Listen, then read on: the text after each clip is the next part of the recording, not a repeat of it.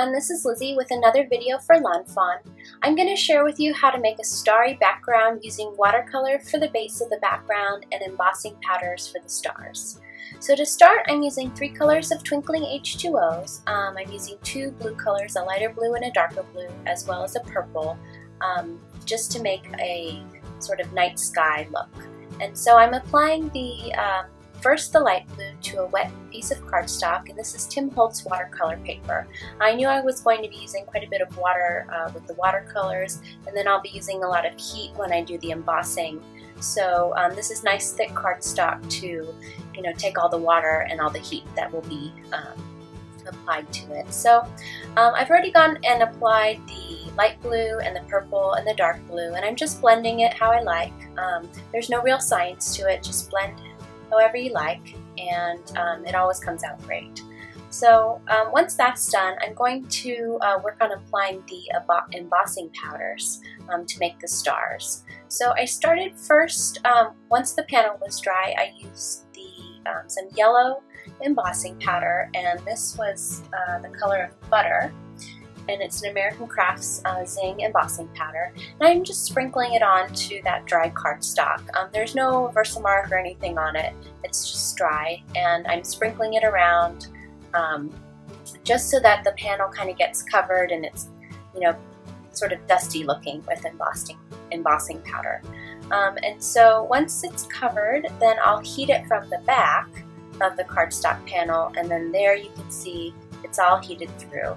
And the reason you want to do it from the back is because otherwise the embossing powder will go everywhere, and ask me how I know that. So for the next color, I'm using silver embossing powder, and I'm just also, just applying it the same way, just making sure there's sort of an even coat on it. And for this one, for whatever reason, it didn't want to spread out, so I just used my finger, and that seemed to do the trick, spread it out enough so that it wasn't all in clumps. And then I put my embossing powder back, which I didn't do first with the yellow, so I had yellow embossing powder everywhere. So I cleaned up first, and now I'm going to heat the embossing powder from the back of the cardstock panel. And there you can see how shiny and sparkly those stars are. So for the next part of this card, I'm going to use the birthday tag stamp set, and I'm using the largest tag stamp and just stamping the outline, and then I'm going to emboss it with some silver embossing powder. And you can see I already die cut one tag out. I didn't plan on using the outline initially, but I thought it looked a little bit plain, so I like the outline stamp set. I think it really adds a little bit of something.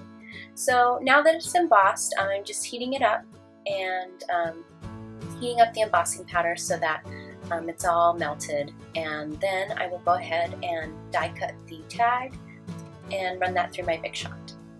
And there you can see the finished tag. So I'm just going to set that aside for now and go ahead and start assembling the smaller pieces of my card. I have the starry backdrop stamp set, the moon from that, and I'm just stamping it in some Versamark ink, and then I'll use the butter yellow embossing powder and apply that, and then I will heat set that with my heat gun. And the reason I did 2 is because if I messed up cutting out one, then I had an extra one just in case. So that's why there are 2. And now I'll stamp the 2 clouds from that stamp set, from the starry backdrop stamp set, with some charcoal colored ink. And I'll stamp the first one, and then I will stamp the second cloud from that set. So just to add a little bit of depth to the clouds, I'm doing some very, very quick Copic coloring, just using C2 as the darkest color around the shadows of the cloud, and then I'll blend that out with C0, and then blend the C0 with the colorless blender, just so there's no harsh lines.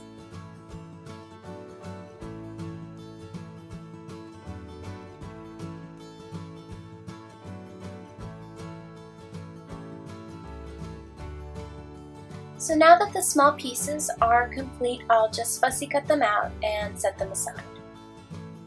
Now for my card base, I've gone ahead and cut a piece of charcoal colored cardstock to a 4-bar size, so it's 3.5 inches wide and 4 7/8 inches tall.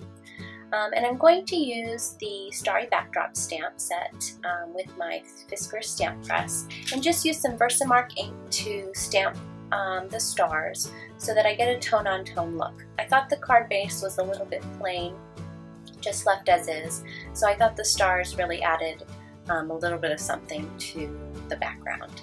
So, you know, the great thing about clear stamps is that they're super easy to line up. So I just stamped the first one, and then it's very easy to line up the second stamp to cover the rest of the card. And you can see it looks perfect. So the last thing I need to do before I can assemble my card is stamp my sentiment, and I'm using the Make-A-Wish sentiment from the Starry backdrop stamp set, and just stamping that on some yellow cardstock so that it ties in with the yellow moon and yellow embossing powder. And then to adhere everything, I'm going to use some liquid glue. The embossing powder is pretty slick, so the liquid glue adheres pretty well and sticks really well to the embossing powder, so I don't have to worry about things falling off. So I'm just going to adhere the cloud and the moon, and then you know, the nice thing about liquid glue is that you have a little bit of wiggle room, so you have time to rearrange things.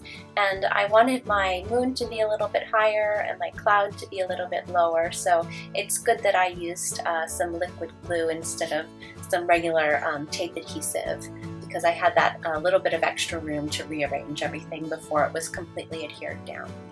So once I was happy with the arrangement, I went ahead and adhered the remaining cloud.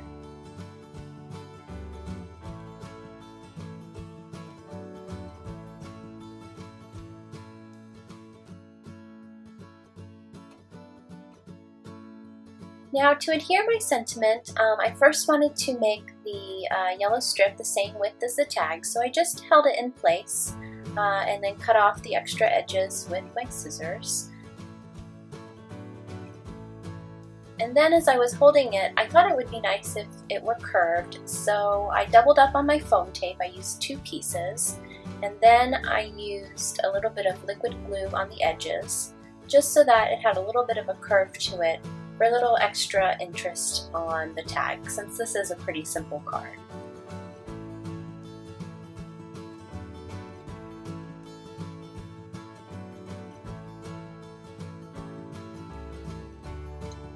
Now to adhere the tag onto the card base, I used quite a bit of foam tape on the back. All the water and heat from the embossing caused the cardstock to warp a little bit, so the extra tape ensures the tag stays flat on the card base.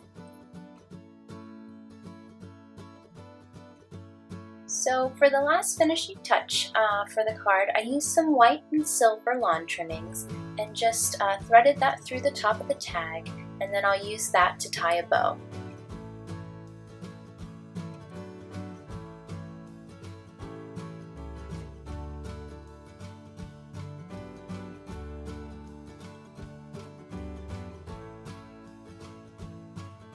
And after I finally got the bow tied, I just snipped off the extra edges for it. And so I thought I was done with the card, but I couldn't help myself and wanted to add a little extra sparkle using my Wink of Stella clear glitter pen around the clouds and the sentiment.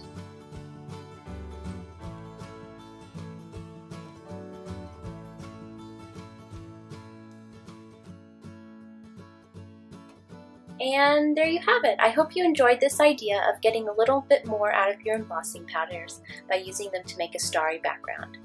Thanks so much for watching.